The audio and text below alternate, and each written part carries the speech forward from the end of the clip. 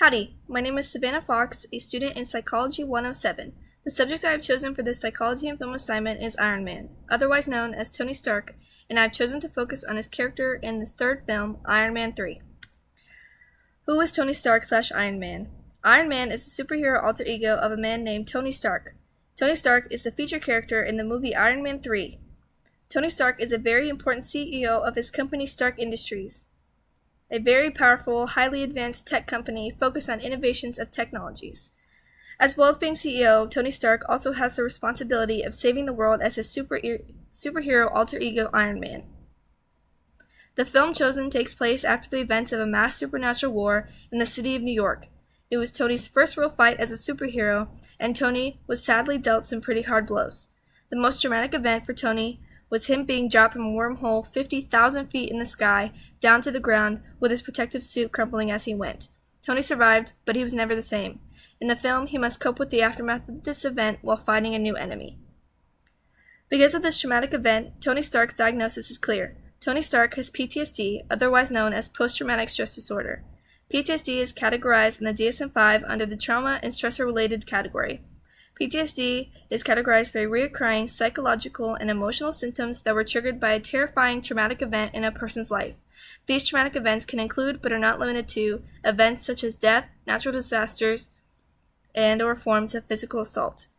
A key symptom Tony shows is flashbacks. Tony's flashbacks of the intense war come to him when he is sleeping. These flashbacks cause Tony to wake up flustered and terrified all over again, leaving him to stay awake for days and days in fear of re-experiencing things. A key scene from this film is shown in the clip.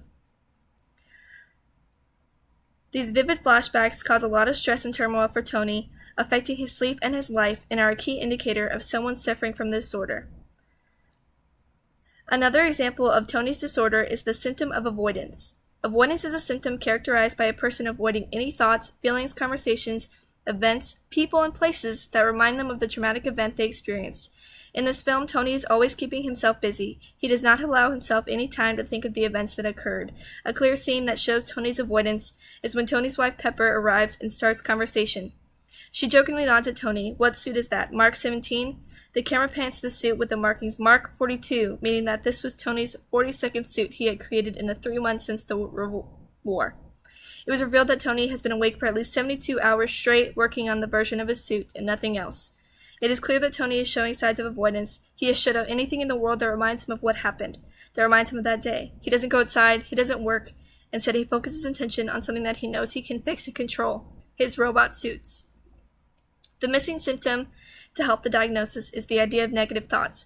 For PTSD victims, negative thoughts are thoughts that keep a person distant from their peers and make a person disinterested in activities that once brought them joy and happiness.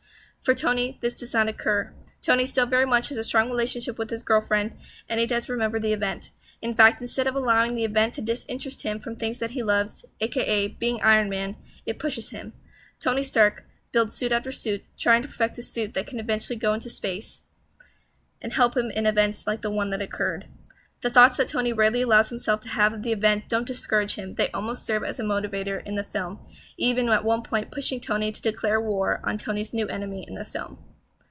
The recommended course of treatment for Tony Stark would be therapy. Therapy is used when there's a strong psychological cause or reason for a disorder or problem, making it the most appropriate treatment for Tony, who had not displayed symptoms until a traumatic event occurred. The specific therapy recommended would be cognitive behavior therapy. CBT is a mixture of cognitive and behavioral therapeutic strategies to help the patient relieve and solve the reason for the symptoms of a disorder. The outcome for Tony Stark attending therapy would hopefully be Tony Stark developing coping strategies to help him function better in life, to not allow the PTSD to consume him, his sleep, or his life like it was doing in the film. For CBT, there really are no strong ethical concerns with that course of treatment. The only problem many people face is finding the right therapist for them. Therapists specialize in certain ideals, and one may prefer one or the other. The patient must decide.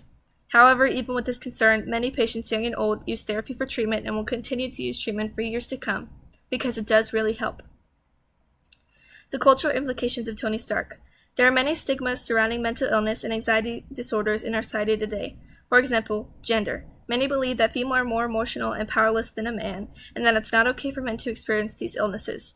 Society teaches them they need to suck it up and deal and not seek help. Tony Stark does not like to show emotion because of the stigma, and it could deter him. Another stigma surrounding PTSD mental illness is the sign of weakness. Many believe that having a mental illness is a sign of weakness.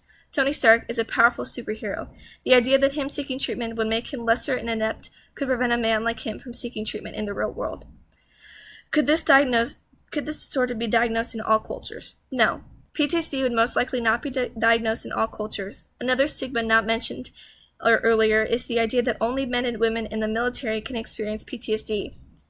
Many believe they are the only people who experience enough death and traumatic events in their world and are allowed to say that they have the disorder. Many cultures don't have strong military like we do, and to many this idea of having PTSD from other traumas is a foreign idea. This makes it very hard for many societies to accept the idea of this disorder in their culture. The portrayal of PTSD in the film by Tony Stark is fairly accurate. Through research in class and material, it's clear that Tony's symptoms interlock with what actually truly occurs in real life. Tony Stark experiences an intense traumatic event. The symptoms go on for months, and Tony is often confused by what is happening to him. This is a normal reaction for somebody experiencing a mental disorder. Many people diagnosed with anxiety disorders do not understand and do need to seek extra help. That's how Tony Stark breaks the societal mold in the film. Tony Stark is this powerful superhero, a wealthy, strong man who seemingly has it all. This man has experienced such a mundane human experience brings to light that yes, this happens to millions of people. The film shows that PTSD can happen to absolutely anyone and that it's okay to seek help when you need it, because even superheroes need it too.